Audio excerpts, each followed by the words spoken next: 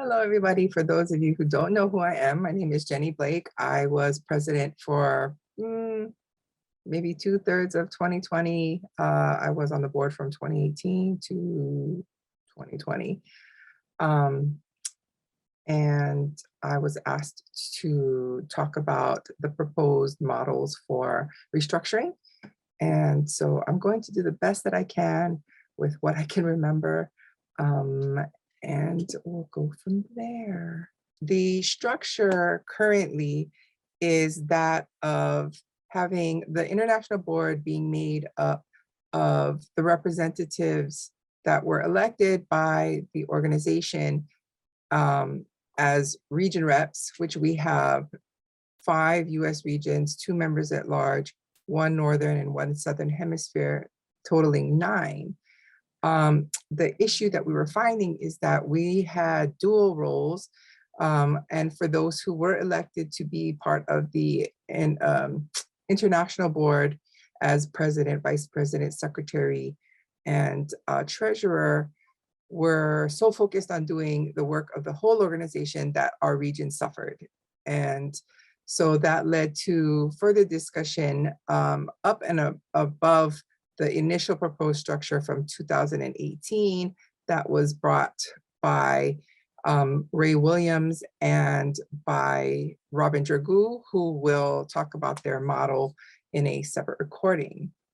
And right now, I'm just going to skip over that and go into the proposed structure that the bylaws and restructuring committee had talked about. Originally, we had discussed the possibility of emulating what the WFD does, the World Federation of the Deaf, which is very similar to how it connects with NAD, which is a national organization of the deaf. And please forgive me, I know I'm talking a lot about the American system, which is what I'm familiar for. And I do apologize for neglecting the inclusion of many of the other countries that make up the rest of the world.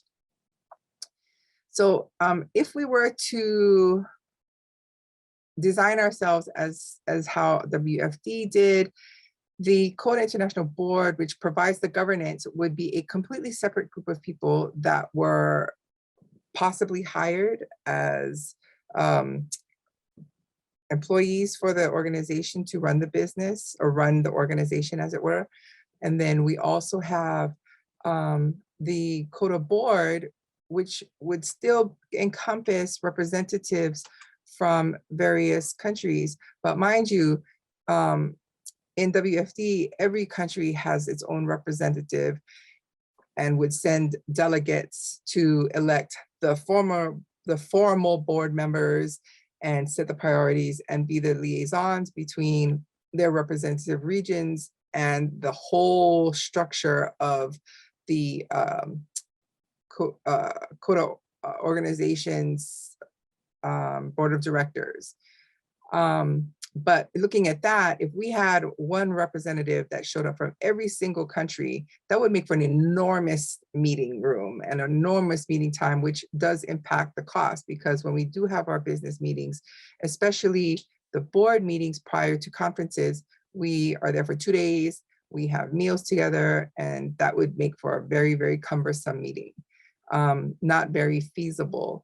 And then we would also have the committees of the CODA members, where we have like our newsletter committee, we have our website committee, we have membership and so forth and so on, which would be doing most of the work, as opposed to the current structure where the board is doing everything. And the committees are supporting role. In this, it would be flipped, where the committees take on the bulk of the responsibilities, and then the board takes care of governance and taking care of everyday runnings of the organization. But because we found that this was going to be a much more cumbersome arrangement, we couldn't even decide how many officers or delegates would be, because that would be determined based on how many participating countries are involved. So we moved into the idea of a hybrid model where we could slowly move into the restructuring without a complete 180 degrees, which would be really, really disruptive, I think, to the comfort level of membership. And so we proposed the idea of having a hybrid model where you still have the CODA International Board, which is a separate group of people where you have your president, vice president, treasurer, and secretary, all as elected members, but they're elected by the whole organization. So all membership would vote for them.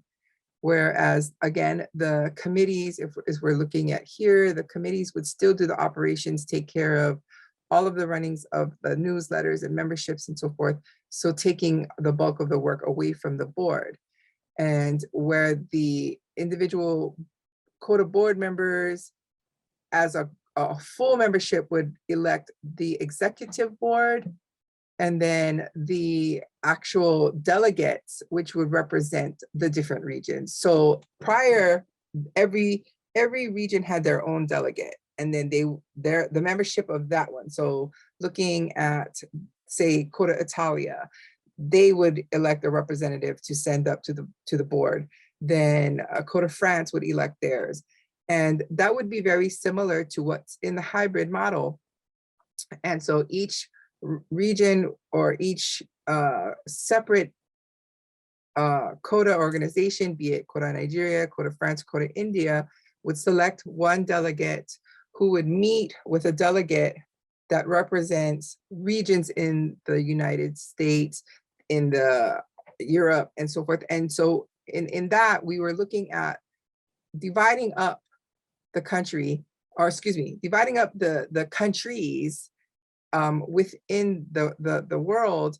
It would reflect similarly to the proposal from 2018. However, the concern with how that was designed was how the different regions were designated, and that some of the people who were in the European countries expressed concerns about how it was split in half, which very much looked like the Iron Curtain and has some very sensitive impact to people who come from those areas.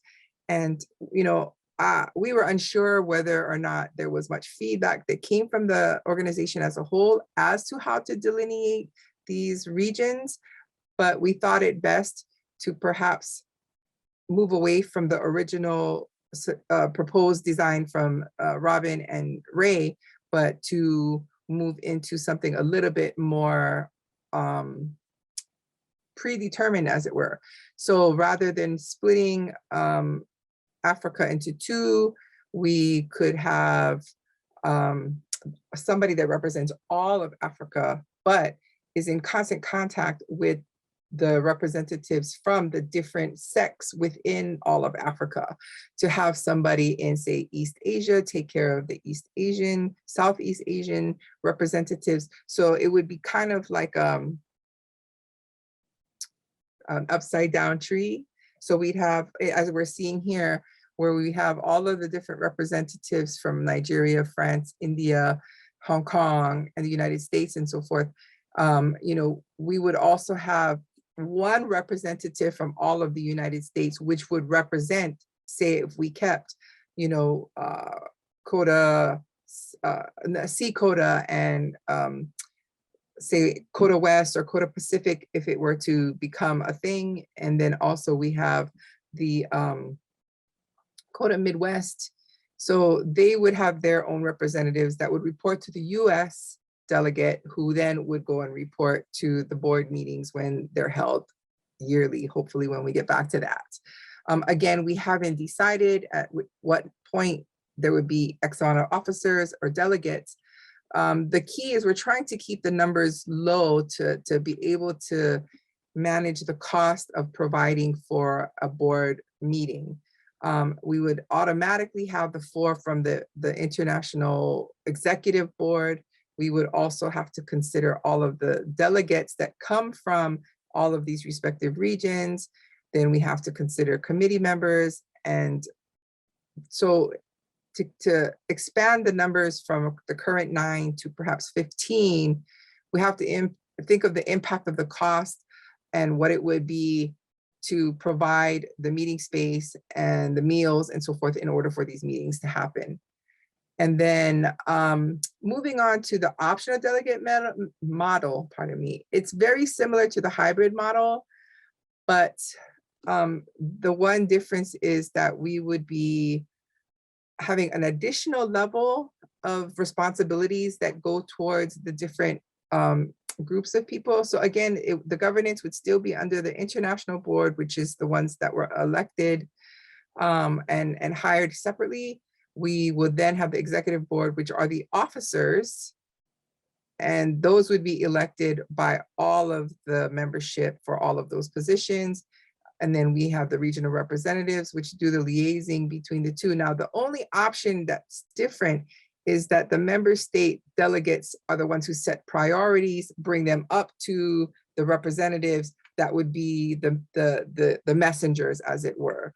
So the real difference is just the level of responsibility that's held by the regional representatives, whether they are involved in setting the priorities or not. Again, we did not come up with the numbers of representatives and officers, and that would have been determined based on how many smaller regions, more specific regions, say we're looking at countries and then having them work with somebody that maybe represents the continent.